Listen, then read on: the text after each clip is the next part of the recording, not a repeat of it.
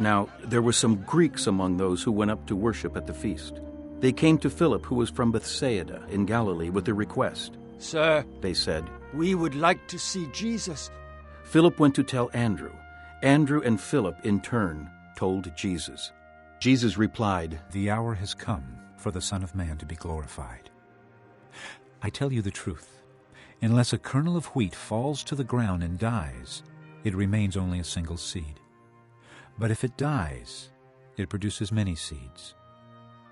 The man who loves his life will lose it, while the man who hates his life in this world will keep it for eternal life. Whoever serves me must follow me, and where I am, my servant also will be. My Father will honor the one who serves me. Now my heart is troubled. And what shall I say? Father, save me from this hour? No. It was for this very reason I came to this hour. Father, glorify your name." Then a voice came from heaven. "I have glorified it, and will glorify it again." The crowd that was there and heard it said it had thundered. Others said an angel had spoken to him. Jesus said, "This voice was for your benefit, not mine. Now is the time for judgment on this world. Now the prince of this world will be driven out. But I, when I am lifted up from the earth, will draw all men to myself." He said this to show the kind of death he was going to die. The crowd spoke up. "We have heard from the law that the Christ will remain forever. So how can you say, 'The Son of Man must be lifted up'?" "Who is this Son of Man?" Then Jesus told them, You are going to have the light just a little while longer. Walk while you have the light, before darkness overtakes you. The man who walks in the dark does not know where he is going. Put your trust in the light while you have it, so that you may become sons of light."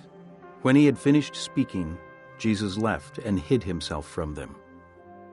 Even after Jesus had done all these miraculous signs in their presence, they still would not believe in him. This was to fulfill the word of Isaiah the prophet. "Lord, who has believed our message, and to whom has the arm of the Lord been revealed?" For this reason they could not believe, because as Isaiah says elsewhere, "He has blinded their eyes and deadened their hearts, so they can neither see with their eyes, nor understand with their hearts, nor turn, and I would heal them." Isaiah said this because he saw Jesus' glory and spoke about him. Yet at the same time, many, even among the leaders, believed in him. But because of the Pharisees, they would not confess their faith for fear they would be put out of the synagogue. For they loved praise from men more than praise from God. Then Jesus cried out, "When a man believes in me, he does not believe in me only, but in the one who sent me. When he looks at me, he sees the one who sent me. I have come into the world as a light, so that no one who believes in me should stay in darkness. As for the person who hears my words but does not keep them, I do not judge him. For I did not come to judge the world, but to save it. There is a judge for the one who rejects me and does not accept my words. That very word which I spoke will condemn him at the last day.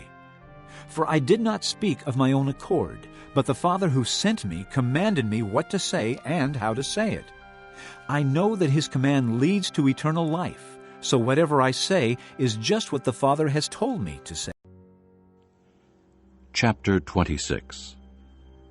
When Jesus had finished saying all these things, he said to his disciples, "As you know, the Passover is 2 days away, and the Son of Man will be handed over to be crucified."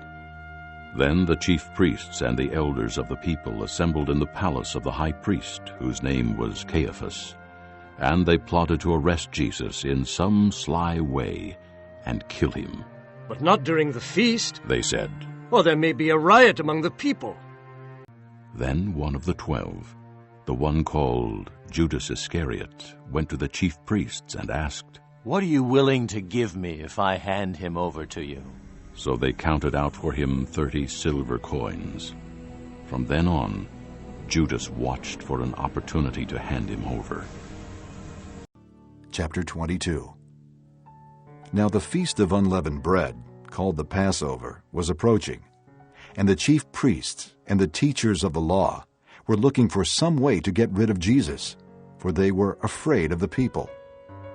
Then Satan entered Judas, called Iscariot, one of the 12. And Judas went to the chief priests and the officers of the temple guard and discussed with them how he might betray Jesus. They were delighted and agreed to give him money. He consented and watched for an opportunity to hand Jesus over to them when no crowd was present. Chapter 14. Now the Passover and the Feast of Unleavened Bread were only 2 days away, and the chief priests and the teachers of the law were looking for some sly way to arrest Jesus and kill him. But not during the feast, They said. or the people may riot. Then Judas Iscariot, one of the 12, went to the chief priests to betray Jesus to them. They were delighted to hear this and promised to give him money. So he watched for an opportunity to hand him over.